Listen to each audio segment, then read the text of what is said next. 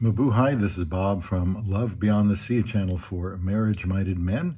In the last video, I talked about some ways that my Filipina wife has improved my life, and I want to talk about some more of those things today, like the purpose that she has given me for the future. So please subscribe to Love Beyond the Sea. Leave a comment here if you will. Get the notification bell checked so that next time I put out a video, if you're interested, you'll be able to see more content that has to deal with marriage and relationships. I married a woman from the Philippines 10 years ago, back in 2015, and yes, we are still married today, in case you were wondering.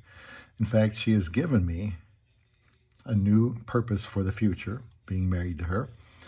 For example, her well-being is a purpose for me, her well-being.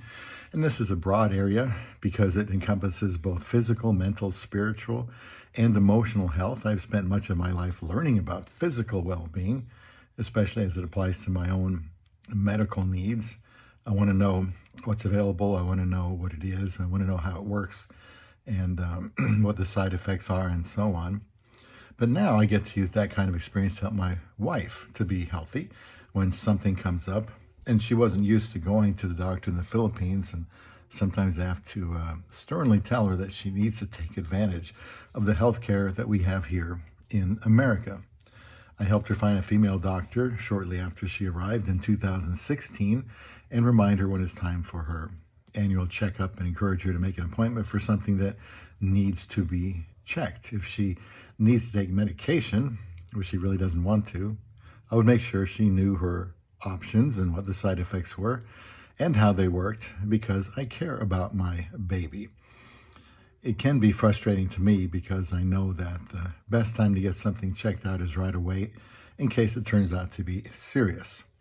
And when she got here, she wasn't always quick on the draw to go and take care of things, but I know that it's best to do that, so that's what I remind her to do.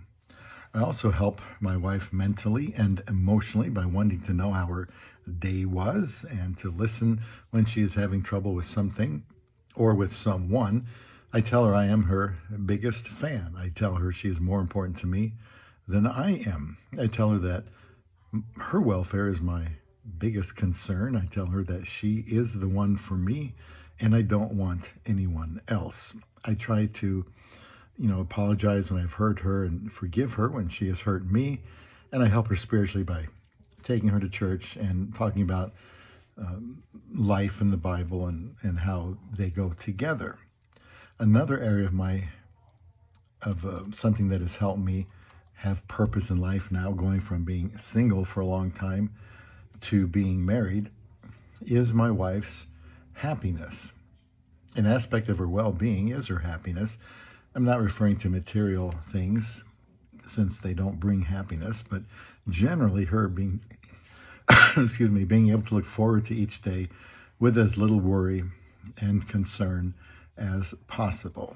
And I do, buy her things too, by the way.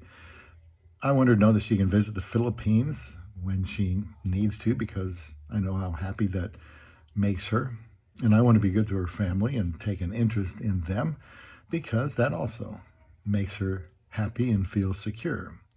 And I try to support them whenever possible. If my wife wants to travel, I'll go ahead and let her make the decision on where to go, even though maybe I might want to go somewhere else. I've been here all my life. I had chances to see these places, but she's new to the country, at least she has been, and so I'd like to go rather where she wants to go. And so decisions and sacrifices that I have made have been for her good. And I tell my wife that I need to do whatever is best for her and for us. Sometimes that can, cause disagreements. I have to plan that same way. If this sounds to you like I am ignoring my own needs, then perhaps sometimes that might be true. I am supplanting them for her and ours. I am reprioritizing my plans, which is moving fast like a runaway freight train. Sometimes my wife will ask me, "Hun, are you happy?" I think she knows the answer to that question because she can see it in the things I say and feel it in the way I hold her. Does it seem paradoxical that someone can emphasize someone else's happiness and well-being above their own and still be happy? Maybe, but it's true. The Bible says to give and you will receive more back than what you gave. That sounds like a contradiction. Also, you give away, but you end up with better and more. That is the reason I don't want to discourage her from helping someone else or helping her family, because I want her to be blessed, and she will be blessed in her giving.